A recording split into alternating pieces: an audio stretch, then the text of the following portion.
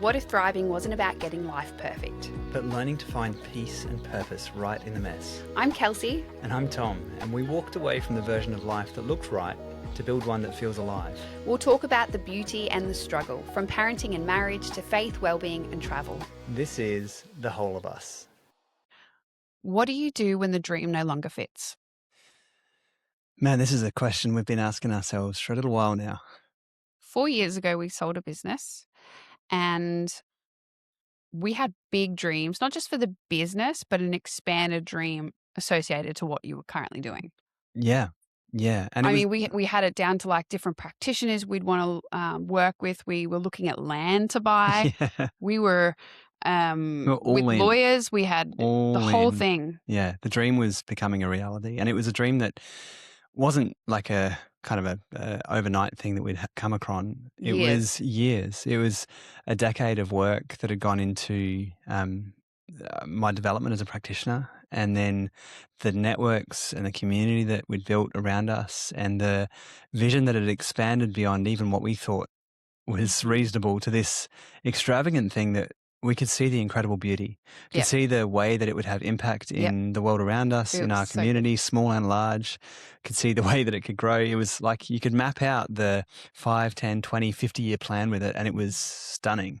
I think there was a reality. I didn't even realize the extent to how big the dream was until I reflected on it with a friend the other day.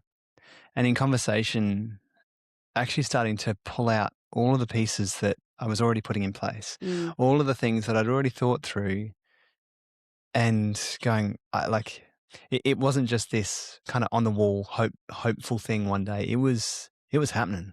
And a lot of people closest to us probably had no idea that was happening because we were, I think part of the wisdom in having a dream is to keep that information fairly close so that other people are. I mean, there's wisdom in it, right? But it was also you bring in wise counsel, but you don't need a large. We didn't need a lot of noise. There was enough that we were just playing with at the time. And 4 years later, is it 4 years later? Yeah, we are still recovering from the loss of the dream. Yeah, and almost closing a door on a season. And man, I feel the emotion. Oh, me too. It is so devastating when you have worked your whole life. I mean, we were young when we had this dream and young when we sold the business, but it doesn't discount the years you'd spent growing a skill and growing a network. And it was, man, it kept us going, this dream. Like it was the whole point. I remember dating us talking about this dream of, huge impact. And our life has taken a totally different path. And do you know the funny thing? We were chatting with some other friends just recently, and after I described a couple of things, they're like, "Yeah, you stepped out of a cage onto the edge of a cliff." And actually, the picture I got was this cage that, and you see it in some movies, this cage that's actually dangling out over the edge of a cliff. And I've finally climbed out of the cage, and now I'm stuck on the outside of this cage going, oh crap, that thing was stopping me from falling. Yes. It was stopping me from like plummeting to my death, even though it held me like captive. But it was safe in a way. It was safe in a way. You. Yeah. And now I've got this kind of tentative walk across the beam that's holding this cage out over the edge of the cliff. It's just it's such a great analogy and just so devastating in the same breath. I'm like, yes, I feel that. And I think the last few weeks we've really been grieving the death in a new way of this dream because we've been holding on to it. We'll get back to it. We just need to do the steps and heal enough, and then accepting that perhaps that is no longer the dream for us. And I think some of the ways that a dream probably needs to be released, well, one is like your mental health is struggling. I mean, you articulate things of feeling trapped, of feeling like I'm dying, of the anxiety levels being through the roof. Like, to me, it's pushing a rock up a hill. Like it is so much effort and so much work. And we built this business, and we built some of the things that we were doing in the past. And that was hard work, but it didn't feel as clunky or just. Well, it didn't feel like the rock that you're pushing up the hill was about to roll back over the top of you and crush you. if I make one wrong mistake. If I slip just a little bit. I saw something the other day, knowing when to quit and the wisdom in quitting, that actually the most successful people know when to quit. Yeah, well, and it's even the conversation we've had around resilience. And resilience isn't actually just pushing through. It's not just having grit and going, I'm just going to do it anyway. It's actually recognizing, no, that's not actually the right thing for me to be doing. I wonder if, as we're talking about like surrendering the dream, there is a relief in it finally. Yeah.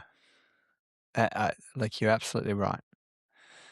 And you know, a big part of it, I think, is this dream, whilst there is aspects to it that I would say were God-breathed, there was a lot of it that was me building it. And anything that we build in our own strength, we have to sustain in our own strength. Yeah. And I can see a lot of the protectors in me at that point very much where I had to do it myself. I couldn't trust anybody else to do it. I couldn't rely on others to do it because I couldn't trust that they were going to do as good a job as I was. Yeah. And I would say even in that, I would say that I did trust others, but there was probably something that was like, oh, but can I? Yeah. And so releasing this thing that I would have had to sustain, I would have had to hold, again, not just for myself, but for all of the people that would have been served and for all the people that would have been working within it, is a breath of fresh air. It's like, I can actually, the binding around my chest feels like it's loosened. Yeah, wow. And the crazy part about this is I'm still not sure what's next.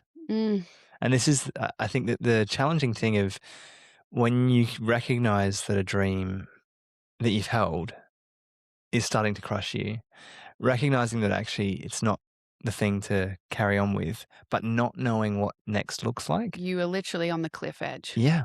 Yeah. Yeah. And getting comfortable there has been a process. Well, and it's interesting, like comfortable in sitting in discomfort, but we're not comfortable staying there. Like I think there's an awareness of moving through what's necessary to get to the next thing. Well, and it's interesting that moving through as well, because it's not a forced moving through. It's not like I'm just got to pull up my socks and get going again. Grin and bear it. Grin and bear it. It's, I can sit with this pain. I can sit with this like grief, and I can sit with the unknown and the discomfort of this and go, okay, I can catch my breath here for a bit. That's okay. I can trust that the next move is actually going to almost present itself. Well, people do not like you taking your time. Like the judgment and the criticism of it essentially looks selfish. Like, how dare you, a man who has a family, spend some time or take time?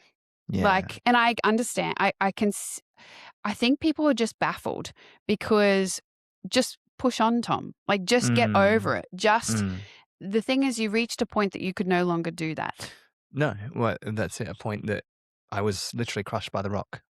Yeah, you were not planning on making it. You were actively planning on taking yourself out of the game. Yeah. And so it is delicate because, you know, now they know, but like at the time, people didn't know. Yeah. And the process of healing has taken such a long time. And I think it's such a testimony to the work you've done to get to here and be like, you know what?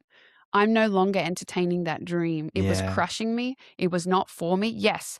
I want to say the easy option, but like according to everybody else, not everyone else, a lot of people, just go back and do it without understanding the context of what it would be putting you in. Yeah. And the effect it could potentially have on your life. Totally. And it's funny reflecting on actually properly giving it up and realizing that we've probably spent a lot of the last few years waiting for me to get to a point of being ready to go back to do that thing. Yeah.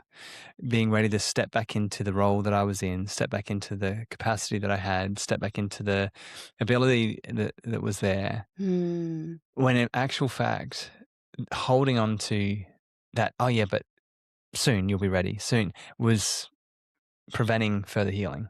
Correct. And keeping you back and crushing you in other ways. And so it sounds all dramatic, and it, like, for us living it has.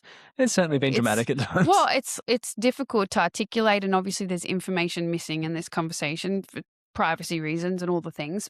But also, unless you're in the shoes and you're walking it, you can't understand. And some of our listeners might be going through, other really painful things, the dream of having a baby or the dream of buying their own house, and they're looking at the world, they're looking at their own capacity, and it just doesn't look like it's working. I think in this journey, we've had this huge wrestle with hope and purpose. The dream was our motivation. It was ticking so many boxes for us, not just financially, but purpose. Yeah, absolutely. Of the way we loved, the way people loved us. In releasing a dream, you're releasing identity. Yeah. That's scary.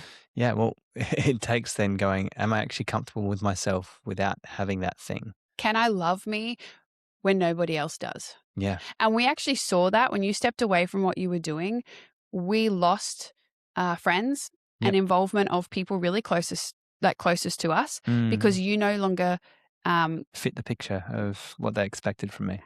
And also, it's been a few years.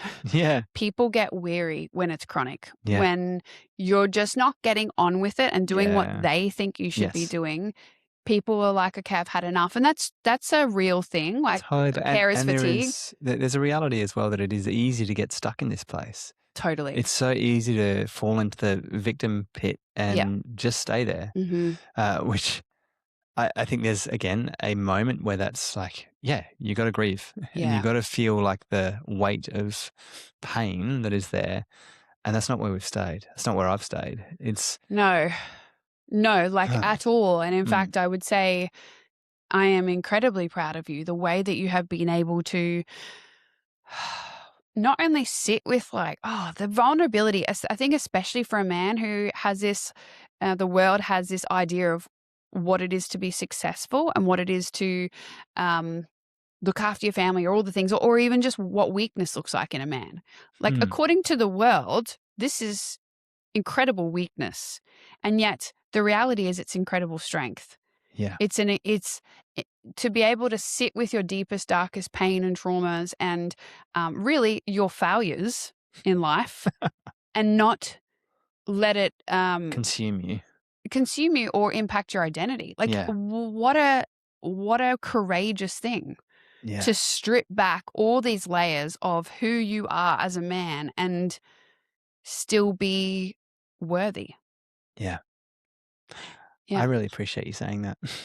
I am forever grateful for your willingness to step into this.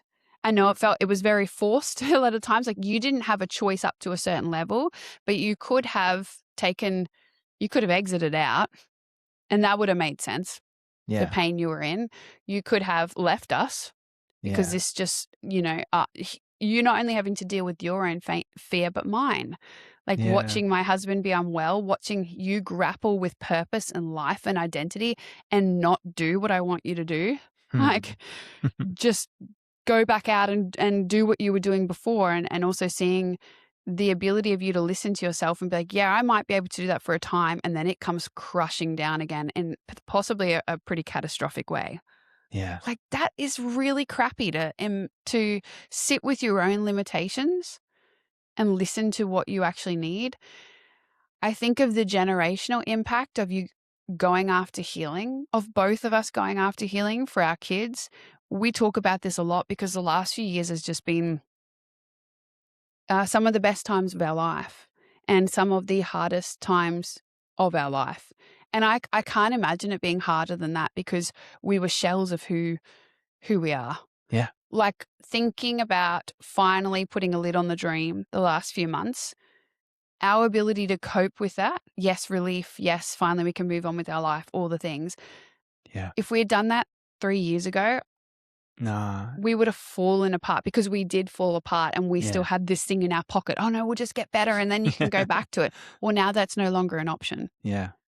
And I'm just sitting here thinking about the way that we, all as humans, go through these seasons of crushing seasons, effectively, where it feels like our world is stripped out from under us, where it feels like it's like, what do we actually hold on to? And like you say, we had this dream that we sort of held on to in a way, even even though there was part of us that knew it wasn't a reality we were going back to, it was just but we could, like a maybe, like a just in case sort of thing. And like, I'm thinking through the reality for so many people that they don't even have that. Don't even have the just in case, like the just they in can't case. control They it. There's an can't control it. There is uncertainty. an uncertainty Yeah. to it. Mm. And that, like, what can we actually do in those moments to find a sense of safety? And like a big part of it, and we've talked about this a little bit, but was going back into what does safety actually look like in a moment?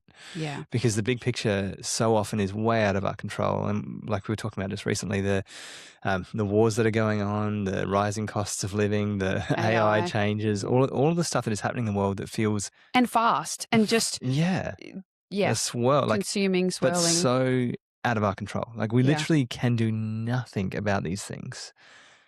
How do we find safety? I think it's realizing that there is things we can control. I think when you look at it with the big picture, and it's just easy to freak out and feel so overwhelmed. But in our day-to-day life, there are many, many choices we make that we can control. And I think for that, in a season that felt extremely powerless for me and for you, it was creating this micro decisions, micro choices, always realizing there was an option C or something we could choose into. This awareness of things that were around us that tell us that we're actually okay. We're safe, but safe in a nervous system safe. Yeah. Because when you've lived in so much trauma or a heightened sense of anxiety and threat for so long, your body naturally just continuously tallies up what's around them that's unsafe. Yeah, well, it's looking for a reason why you're unsafe. And you will find it. There's plenty of reasons, or like your brain's clever. It wants to go down that route because it wants to protect you. Absolutely. And it wants to catalog the threat so that we can prepare. The reality is in this uncertainty is that you can't prepare for so much of it. And the threat is potentially non-existent in some cases, or it may never come to fruition. Yeah. So we are stressing our bodies and our nervous systems, and our families are falling apart because everybody's cranky and living in this state of anxiety, when actually we can take a breath and we can see what's directly in front of us and connect to it. It's this physical experience of connection to goodness. Yeah. Yeah. And I think that brings us back to the episode from last week where I think so much of our ability to connect with safety came from being able to connect with unconditional love. Yeah. And from a place of there's actually nothing I need to do to or can do to earn that love. I would say I would counter that because I think very on in this journey I was so angry at God.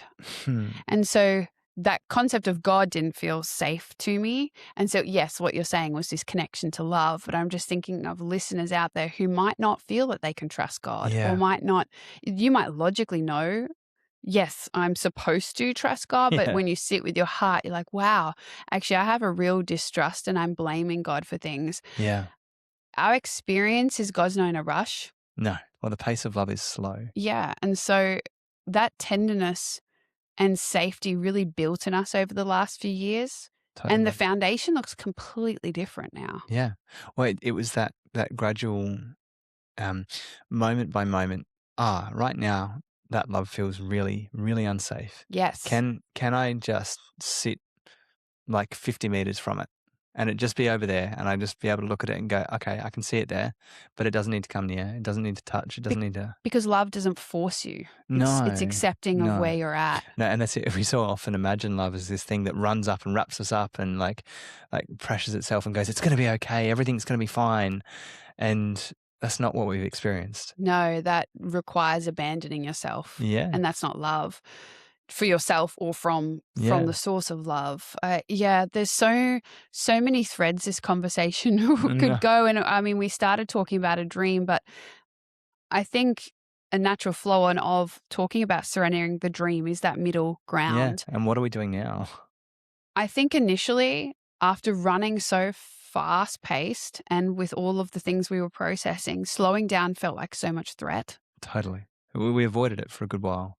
Because our systems were not used to it. And I can think of times in my childhood where I just wouldn't rest. I just go. This is what we're sort of talking about, of this if you're out there being like, well, let's go connect to safety and let's go smell the flowers, but you can't even like slow down enough to do that, that makes so much sense. Totally. Absolutely.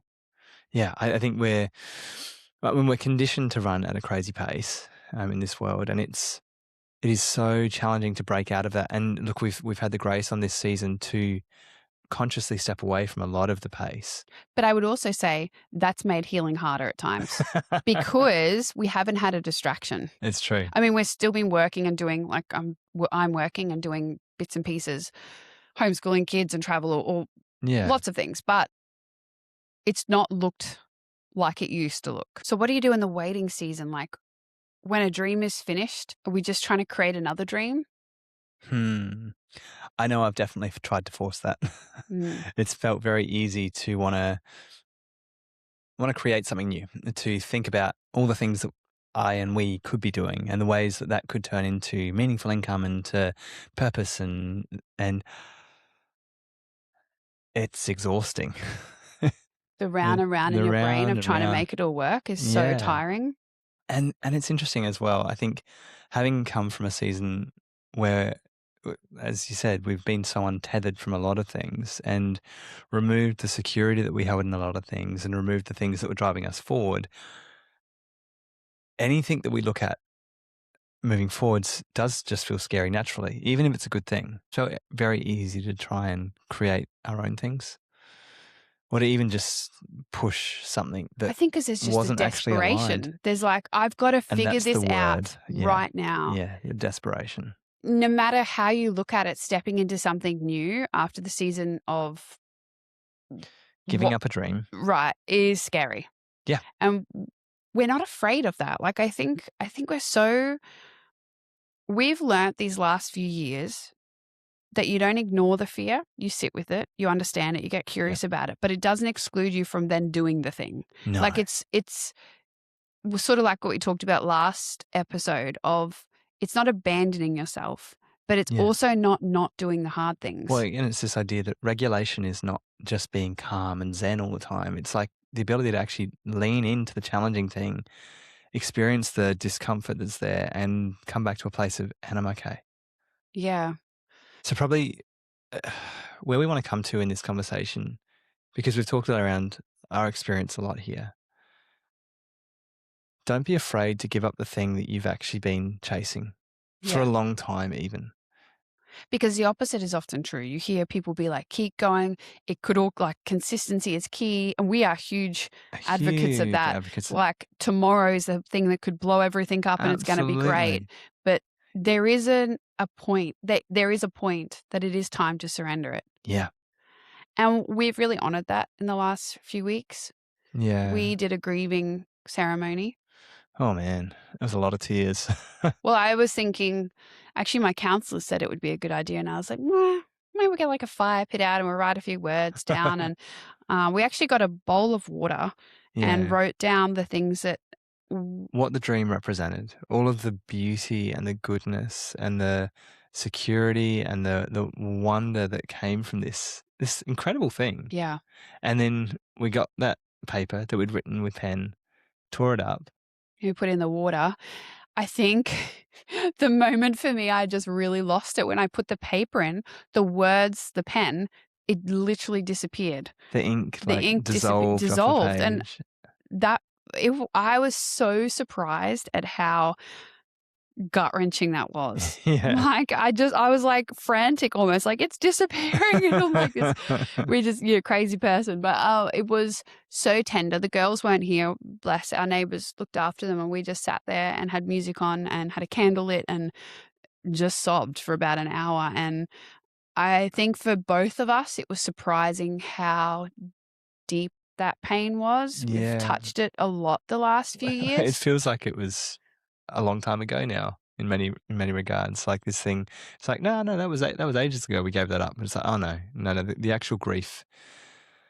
We needed to honor it. We needed to honor the parts of ourselves that were attached to that vision of life. Yeah.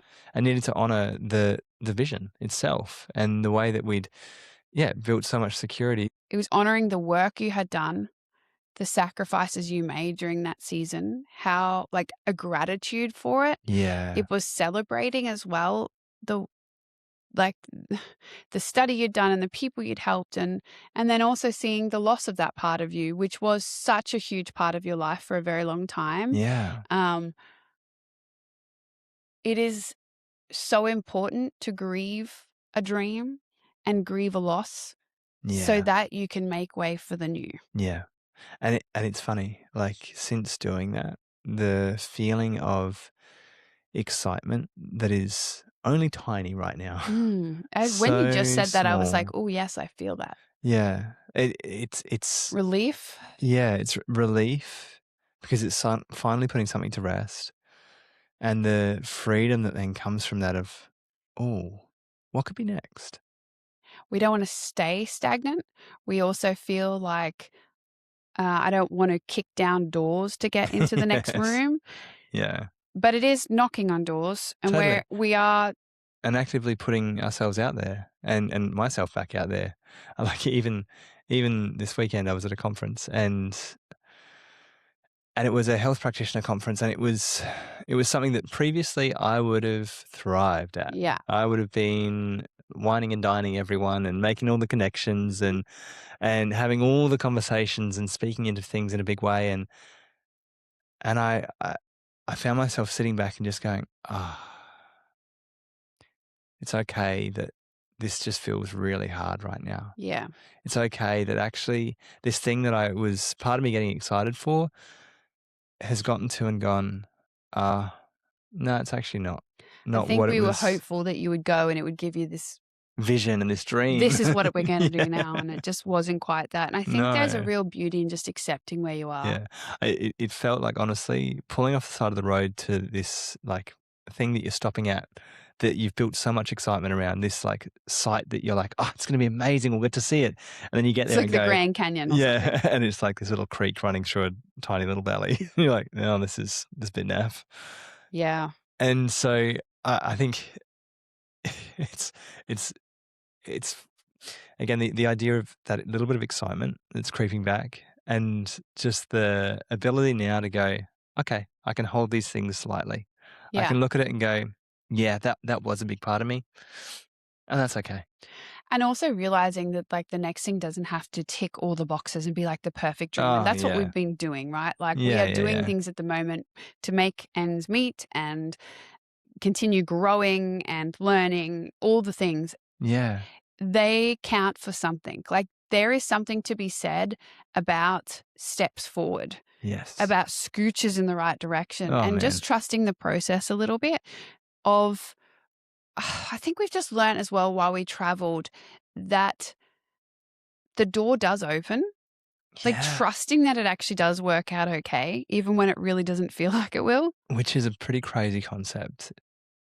That Well, that opens up a whole other conversation of how much of the illusion we live, that we just think, oh, we've got a great job and the house and all the things like that. And we know that can be taken in a Totally. second, in an instant. Yeah. The idea that we have security in those things is actually an illusion. Yes. So actually, we want to be disillusioned. Yes. Not so that we can be fearful, No. but that's Or we can become hold bitter things. But don't you think there's like a lightness to it? Yeah. Of a release.